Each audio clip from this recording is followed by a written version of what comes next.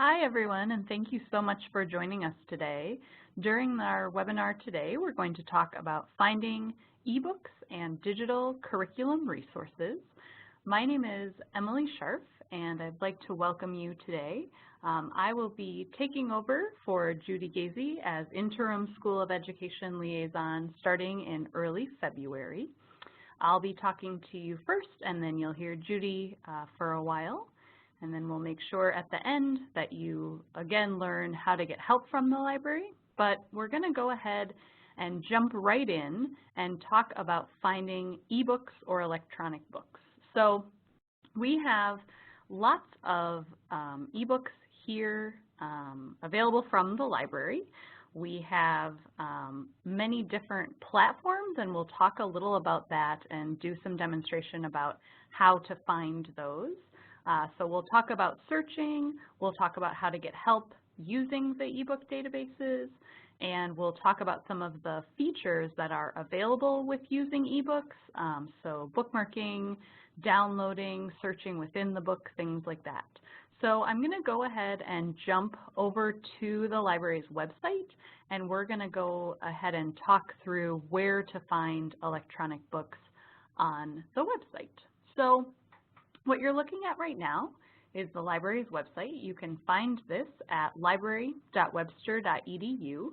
There's a link in your Connections account. There's a link in World Classroom. There's a link on the main Webster website. So lots of ways to get to us. And you'll see we've got an option right here under Are You Looking for ebooks. So if I click on that, it's going to give me some really great features right away. So I can do a search, a keyword search for ebooks right here from this screen. I can look at the different databases we have that contain ebooks, and I can look at our ebook research guide, which we're going to do in a minute. You're also going to see pretty much on every page of our website a link to Ask a Librarian, and I want to talk about how to use that and how to get help from the library. So our Ask a Librarian page has many options for you to get in touch with us. You can come and see us in person if you're in the St. Louis area. You can give us a call. We have a toll-free number. You can email us. You can get in touch with me, or you can chat with us. Our chat is available 24/7, so anytime you're doing your work and you have questions about anything, we're always here to help. You can look at our frequently asked questions bank on here as well, but there's lots of ways to get in touch with us. Our librarians are here every day of the week, and Monday through Thursday they're here until 10 p.m. Central Time. So lots of ways to get help, lots of time that they're here to help you. So we're going to click on back to ebooks, and I want to point out our research guide here because there's a lot of help that you can get from this guide. So you'll see we have all of our ebook databases listed right here. Talk a little bit about, if you're searching in our library catalog, how to limit to ebooks, and then each kind of major collection of ebooks that we have directions on how to download things, how to access different books, printing, devices. We'll be looking, most of our books are from this eBook Central, and there's tons of help available for this. There's another guide, and you'll see there's some helpful videos as well that the vendor has produced for us to use. So again, if we want to search all of the ebooks that are available to us, the easiest way to do that is just in this search box. We've clicked on ebooks from the main library page, and we can do a search right here, maybe for something simple like educational technology. So when I do that search, it is going to go into our library catalog. You'll see that we get only items that have this ebook icon right here, and it will also usually tell us the call number of the ebook. This is helpful because you can click on the call number and see other books that are similar topics. And you'll see our chat is in here too if you need to ask some questions. So if we are interested in reading one of these books, we're going to click on the title of the book. It's going to tell us a little bit more about the book. So the subjects, the author, all of the information we might need to cite this book to make a citation for it. And then always it's going to say connect to, and you'll click to access the online book. So I'm going to go ahead and do that right from our catalog. Anytime that we use the library databases, our ebooks, anything like that, we can use them from anywhere. We don't have to be on campus, but we are going to be logging in with our last name and then our 7-digit Webster ID number. And if you need help finding that, if you don't have an ID card, you can go ahead and click and find that right from here. There's a way to find it in your Connections account. So this one, again, is from eBook Central, one of the options that we have here. And you'll see that we can read this book online. So we can click into it, which we'll do in a second, and read it online. This specific book is available for full download, which means that we can download this book and basically check it out and read it. And then we can also download a chapter or print up to 87 pages of the book. Each publisher decides kind of the number of pages that are available in this way, and each publisher decides whether or not you can download a book. Unfortunately, we do not really have control over that, and so when you're looking at that, usually the language here will change just based on the publisher and what they've decided to do. If we scroll down, we're going to get the table of contents of this book, and we could go ahead and jump into any one of these chapters. And then the description, sometimes you'll have a summary of the book if that's been made available. So if I click Add to Bookshelf, I am able to, if I've made an account and signed in, I am able to put this on a bookshelf. So I can make, a new folder maybe for my class or whatever, and I can sort of save this book. And there's a way to get the citation as well, just right from here. So if I go to Read Online, you'll see that it's going to jump me right into the book right from the computer. I can search within the book. This is a really helpful feature with ebooks.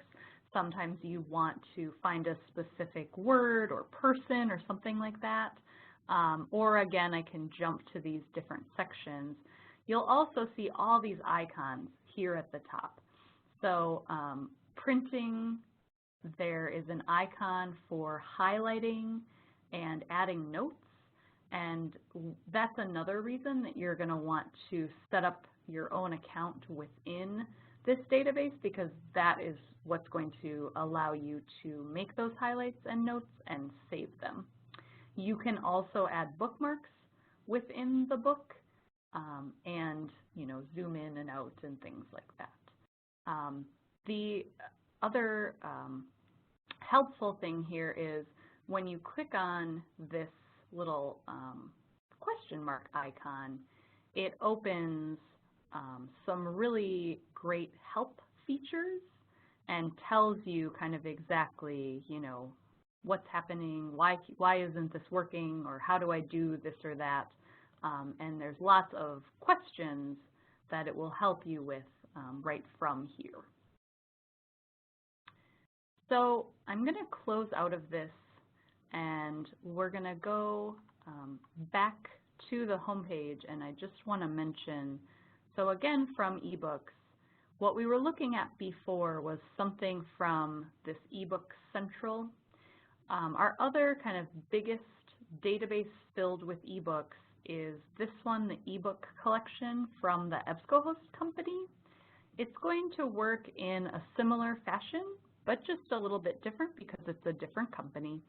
So if I do the same search here, I will get results not necessarily by exact title. Some of these are going to be chapter titles, or they're going to be kind of in the subject of this book, but a similar type of view here where I can read a description of the book, I can look at the subjects, and then I can look at the full text in PDF where I can email a certain number of pages to myself, save a certain number of pages,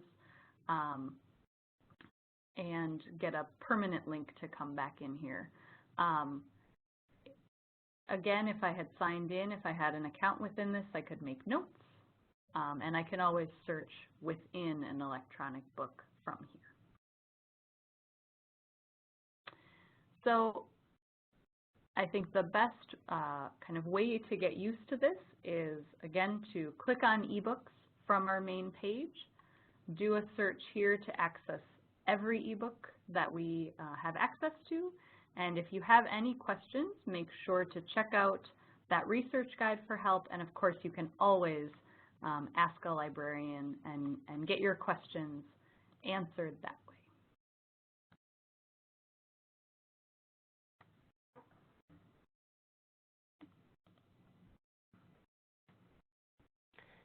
Hi everyone, we're going to move on now to looking at some electronic curriculum materials in the library databases. So let's navigate to the ERIC database. We simply choose Articles Databases from the home page. We organize our databases by subject. Before I jump into the database, I wanted to talk about keyword searching in the database. So right now you're looking at examples of keywords that you could use for ERIC. The thing with the database is it's really hard to get the keywords exactly right the first time or even the second time. It's something you kind of play around with, and we will do that in a minute in ERIC. But I just wanted you guys to see some examples of keywords that you might use when you're searching for curriculum materials in the database. Okay, so we are back at the library homepage where we're going to choose Articles and Databases down that left-hand side. This brings us to our database page where we organize the databases by subject. So we are going to choose Education. And our most popular education database is ERIC. And that's going to be a great one for finding curriculum materials. So let's enter ERIC. Okay, so we were looking at some keywords previously on that PowerPoint. We're going to enter some here right now. For curriculum materials, if we put in studying and teaching in one box, and then in the second box, let's just put language arts, for example. Okay, and we'll hit search. So we have 143 results. That's great. There's a couple things that you can do that I want to show you once you're within the database. Remember, you have that chat option on the right if you get stuck with keywords or are unsure of something. Down the left side, though, we can look at publication date.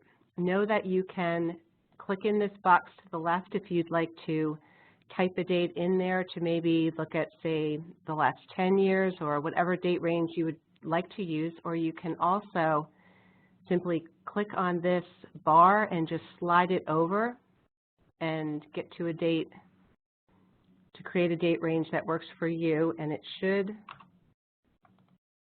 update, but it is not doing that. So normally it would update the date range for you. In this case it didn't. I'm sorry about that. I'm not sure what's happening there. Let's look at when we go into some of these database articles. Now in this one, we clicked on the title because we liked the title. We can look at the abstract, which is basically a summary of what is in this article. And if it's something that you are interested in, this one happens to have the full text of the article, and we can get to it simply by clicking here. Or if you wanted to gather some of these articles, you have options of sending them to your email, saving them to a flash drive. There's a citation option for when you need the citation, although if you email, it's going to, by default, send the APA citation along with the link to the article. And you're simply going to put your email address in here, put something in the subject line, even if it's simply the word article, and click send. So let's go back to that result list.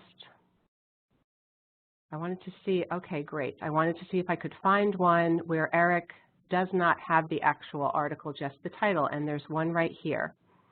So let's click on this article. Now with this article, let's say we read the abstract and we feel like we do want a copy of this.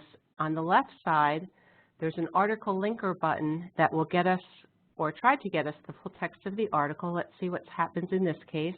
Okay, so sometimes it finds the article for us and brings us into another database. Remember, we have over 150 databases that our system can check to try to find the article for you. But in this case, Webster does not own that article, but it doesn't mean that all is lost. We can request it from another university, and you would simply click the blue Request It Here button, and it's going to pre-fill this form for you with all the information the library needs to find the article for you, as well as your contact information, and you're going to just simply hit this gray Submit Request button on the bottom right.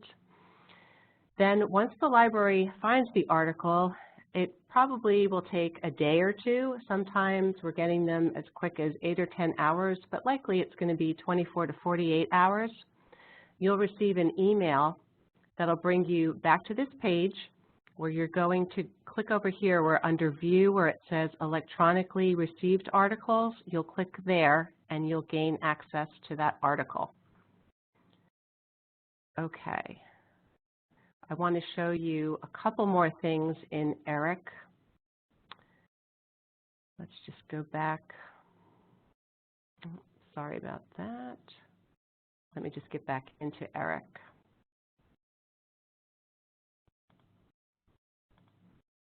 Okay, so earlier we put in the keywords studying and teaching, and then language arts or math or whatever. There's other words we could put in here. We could put curriculum.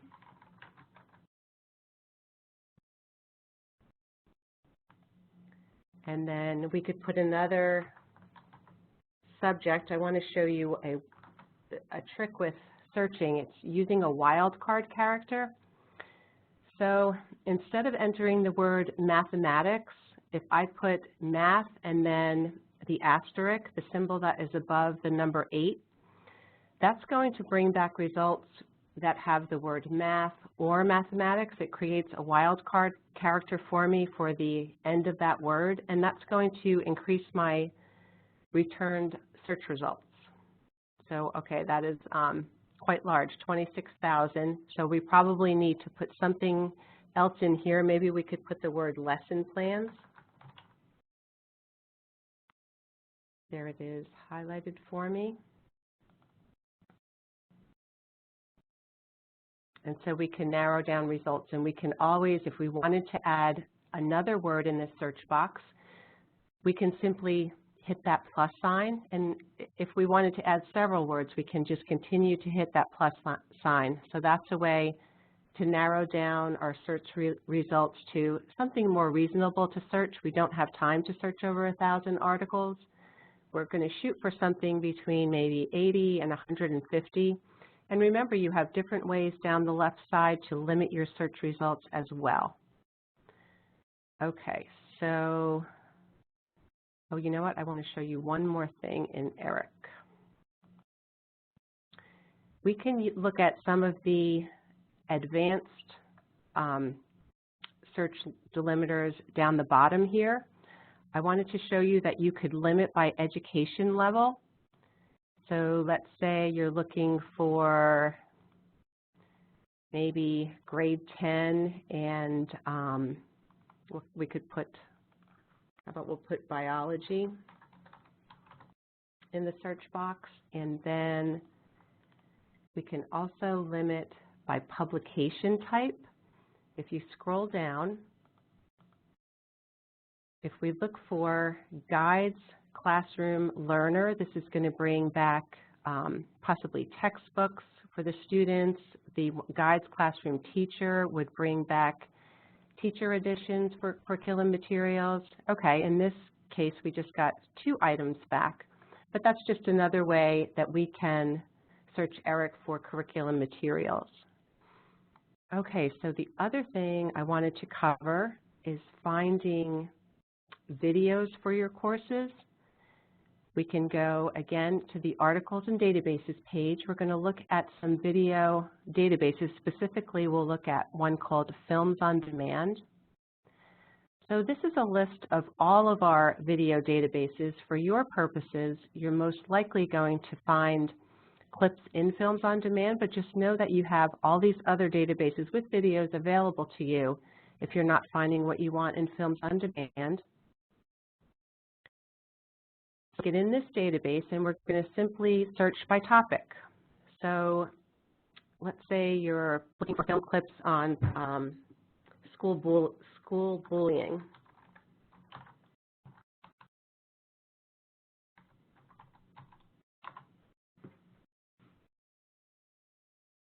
You're going to get many choices on at least this particular topic.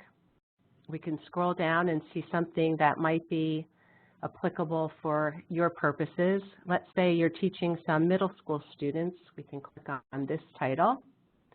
And what I wanted you to see here is that you don't have to watch a whole entire film. So you might find clips of films that are quite short. If we look over here, this one's just 45 seconds. Here's a 2-minute clip.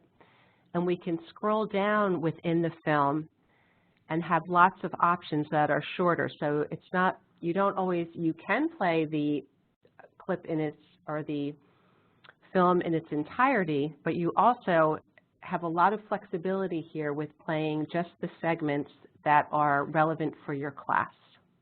And you would simply click on that. Now, sometimes Films on Demand has issues with buffering, so just kind of know that going into that. I think things have improved a little bit for us here at Webster with that, but that's the only thing that might be a little tricky at times with Films on Demand. So at this point, I think that we